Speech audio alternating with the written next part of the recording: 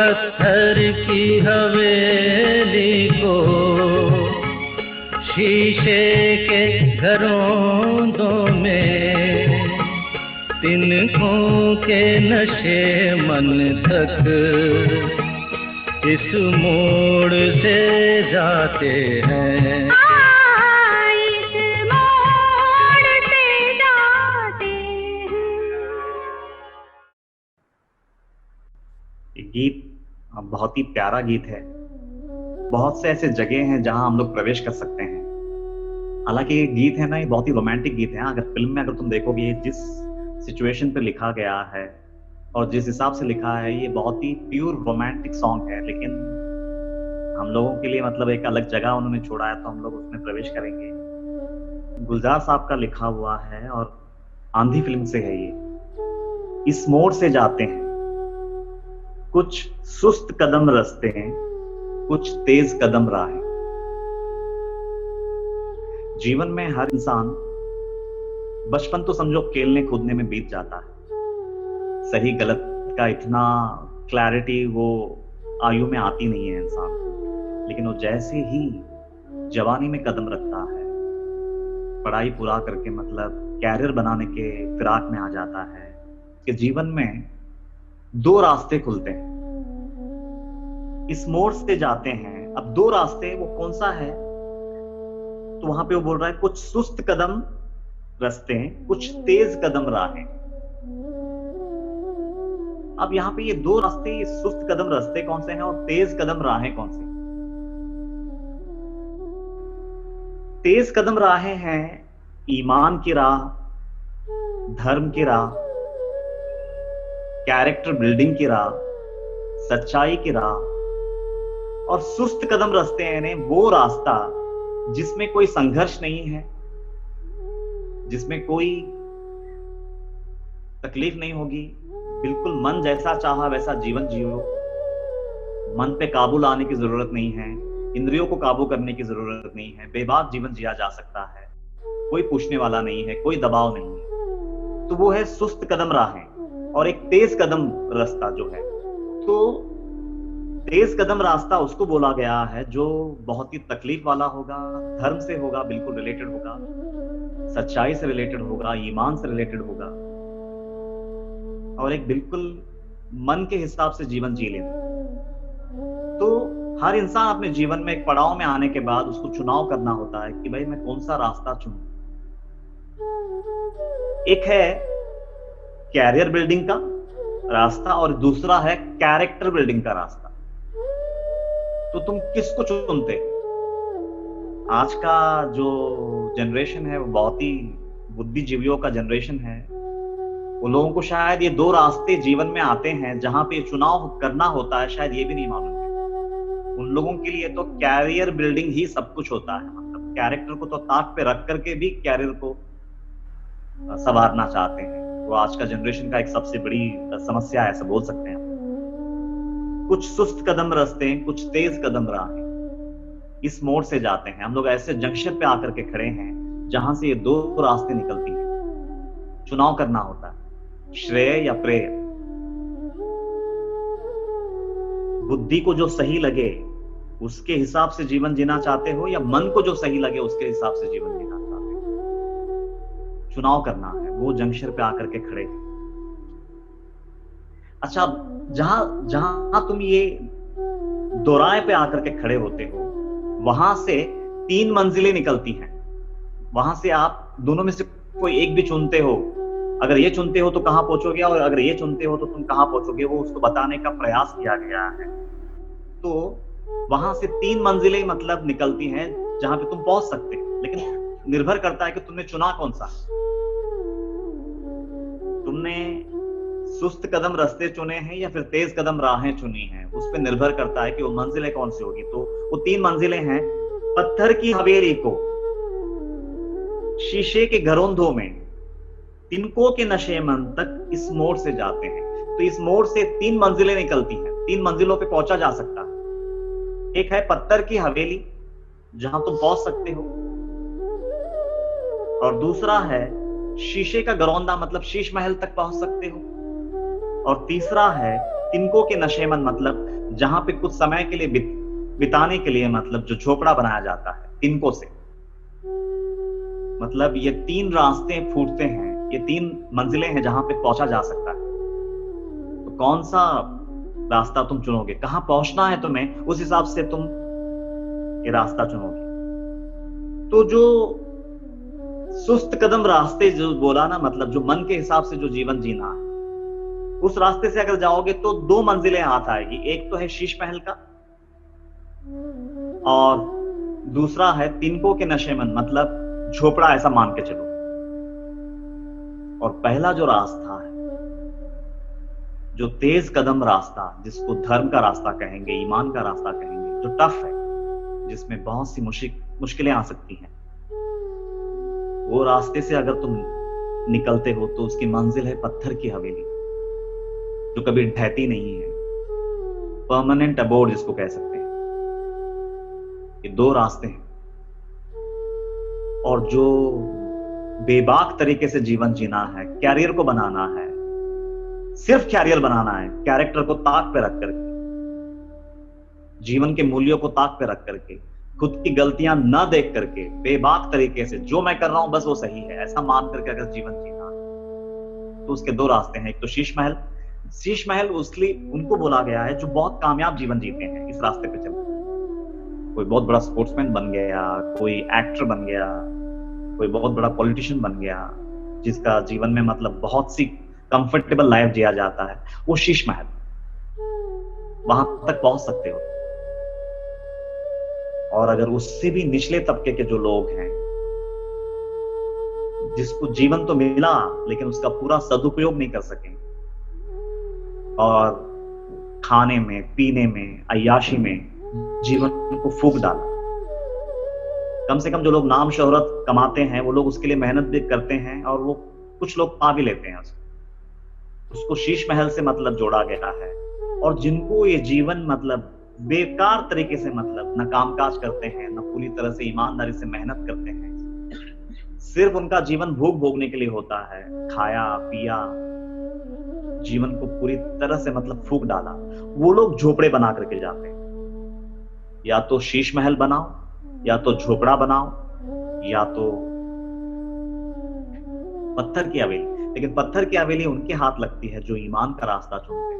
पत्थर की हवेली बोलने का मतलब क्या है कि आत्मा का अनुभूति कर लेना, जो कि परमानेंट है, जो कभी ढहता नहीं है।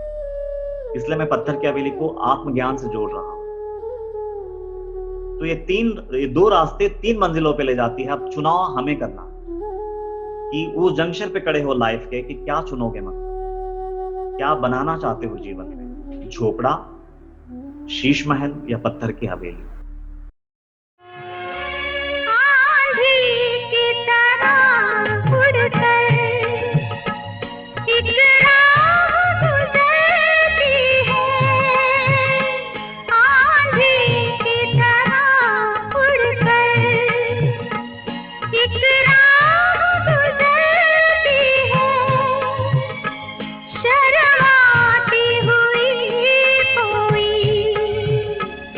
कदमों से उतरती है इन रेशमी राहों में, एक राह तो वो होगी तुम तक जो पहुंचती है, इस मोड़ से जाती है।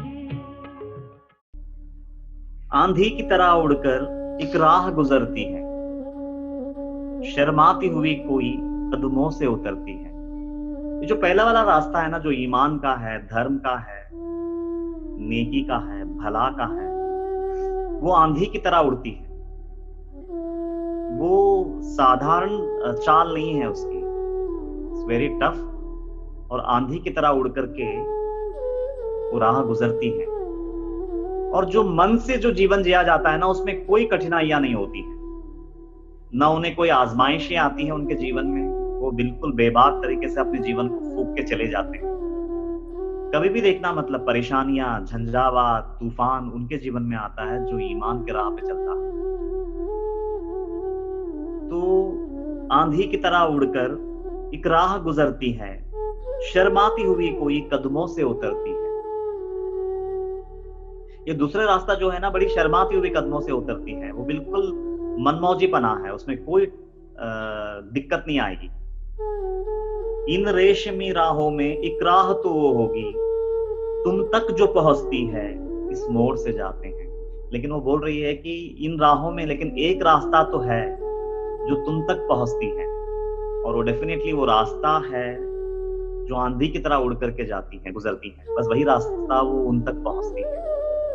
बाकी जो शर्माती हुई कदमों से, जो मतलब मनमाना जो रास्ता है जिसमें कोई दिक्कत नहीं है, कोई परेशानियां नहीं होती है, लेकिन हाँ क्षणिक सुख मिलता है उसमें, थोड़ी देर के लिए मजे मिलते हैं उसमें, लेकिन वो शाश्वत आनंद की तरफ इंसान को कभी नहीं ले जाएगा। तो जो पहला रास्ता है, जो ईमान का रास्ता है, भले ही उसमें कठिनाइयां आए, लेकिन इंसान को उसी रास्ते पे चलना चाहिए। ये गीत वो बताने का प्रयास कर रहा है।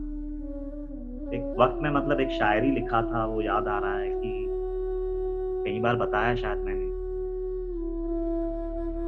ये माना कि जहां के मौज है अपने, ये माना कि जहां के मौज है अपने, पर है हल्के उधार के और है पल भर के। हम ये एग्री करते हैं कि संसार में मजे हैं ना, 101% है। अगर तुम लूटना चाहते हो तो छोटे मोटे मजे बहुत है इस दुनिया में, लेकिन उसकी तासीर क्या है? तो ये माना कि जहां के मौज है अपने, पर है हल्के। सबसे पहले तो बहुत लो क्वालिटी के मजे, वो ऊंचे दर्जे के मजे नहीं है, छिछोरे मजे, पर है हल्के उधार के। अच्छा, उधार के इसलिए बोला है क्योंकि वो मजों को लेने के लिए तुमको किसी न किसी व्यक्ति पे या वस्तु पे आधारित होना पड़ता है, निर्भर होना पड़ता है। वो तुम्हारा स्वयंभू नहीं है। अगर रसगुल्ला खाना है तो जब तक रसगुल्ला हाथ नहीं लगेगा वो मजा नहीं आएगा। मतलब तुम्हारा मजा रसगुल्ले पे निर्भर है, ठीक है? वासना जगी तो सामने कोई इंसान चाहिए उसकी तृप्ति के लिए, तब तक वो तृप्त नहीं होता। मतलब निर्भर है। ये जो छिछोरे खुशियां तुमको जो हासिल करनी है ना, वो उधार के हैं, वो तुम्हारे अपने स्वयंभू नहीं है, वो तुम्हारे अंतर्निहित नहीं है। जैसे कि आनंद होता है, आनंद के लिए जिस दिन तुम आनंद का भागी बनोगे वो किसी पे आधारित नहीं है, तुम आनंद स्वरूप बन जाते हो। And that is the difference. ये माना कि जहां के मौज है अपने, पर है हल्के, लो लेवल के हैं, चीप है, उधार के। और वो लो लेवल के मजे भी पाने के लिए तुमको किसी पे निर्भर होना पड़ता है। You have to be dependent on something और समबडी, अदरवाइज वो तुम्हारे हाथ नहीं लगेगा। और उससे भी बढ़कर और है पल भर के, और वो मजा भी ट्रांजेंट है, मतलब टेम्पररी है, बहुत कम समय तक वो तुम्हारे हाथ लगेगी और बाद में वो छूट जाएगी। It's not permanent in nature. ये दोनों रास्तों में से कोई एक तो राह होगा जो तुम तक पहुंचती होगी, तो डेफिनेटली वही रास्ता वो मालिक तक पहुंचती है, जो टफ है, जो सच्चाई का है, धर्म का है, नीति का है, ईमान का है। वही रास्ता उन तक पहुंच सकती है। बेबाक तरीके से जिंदगी जिया हुआ इंसान किसी भगवान के शरण नहीं जा सकता, मतलब वो इम्पॉसिबल है। एक दूर से आती है, पास आके पलटती है।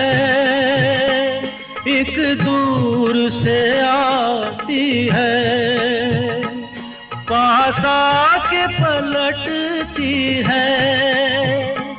एक राह अकेली सी, रुकती है ना चलती है।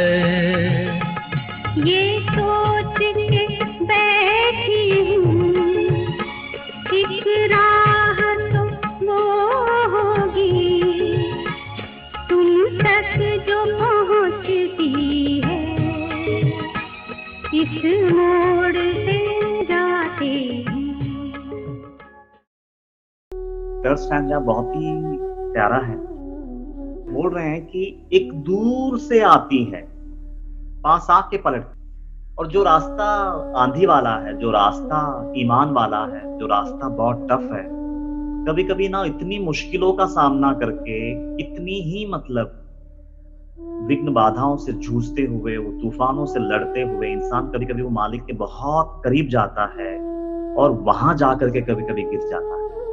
कई बार ऐसा भी होता है, इसलिए बोल रहे हैं दूर से आती है, पास आके पलट जाती है, मतलब एकदम करीब आकर के पलटती है।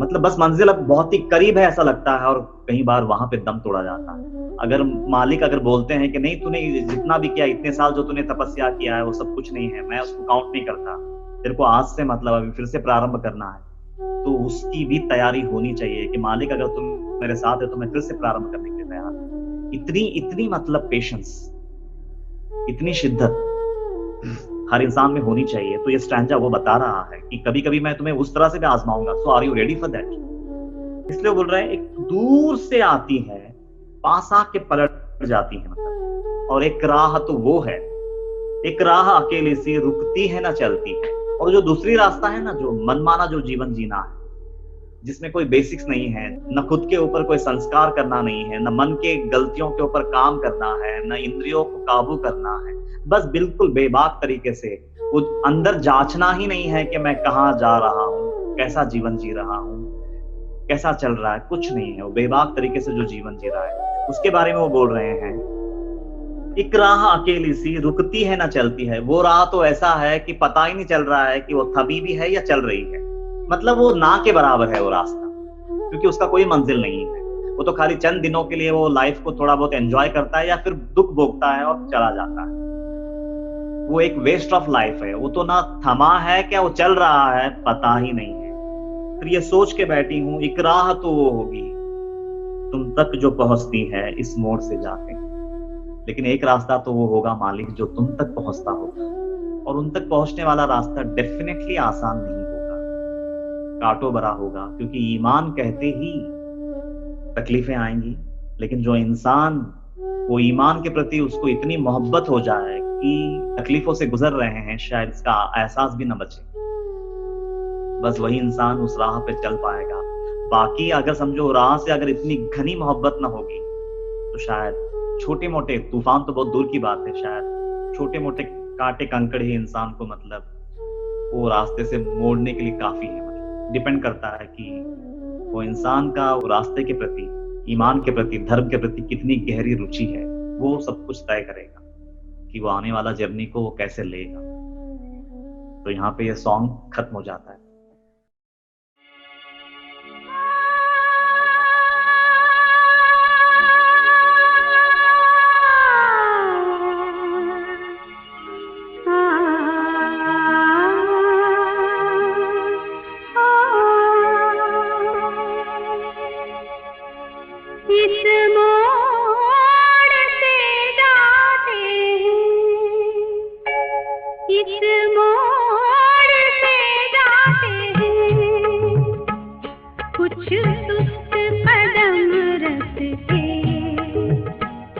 कुछ तेज कदम राही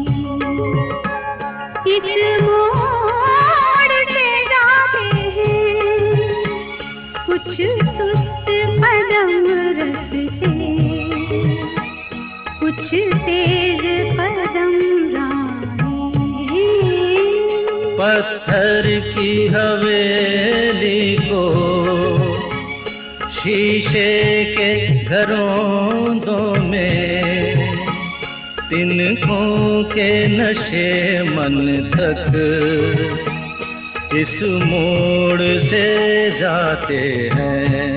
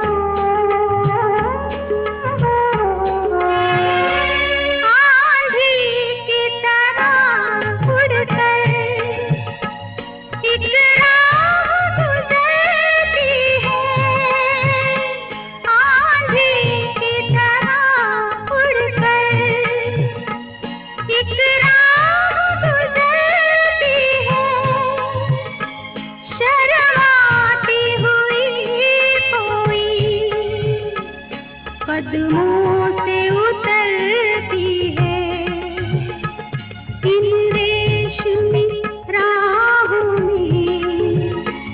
एक राह तो वो होगी तुम तक जो पहुँचती है,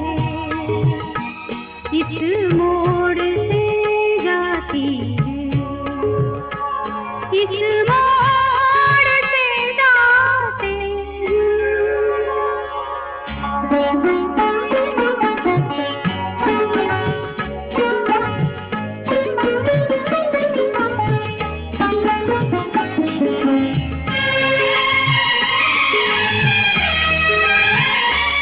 एक दूर से आती है, पास आके पलटती है।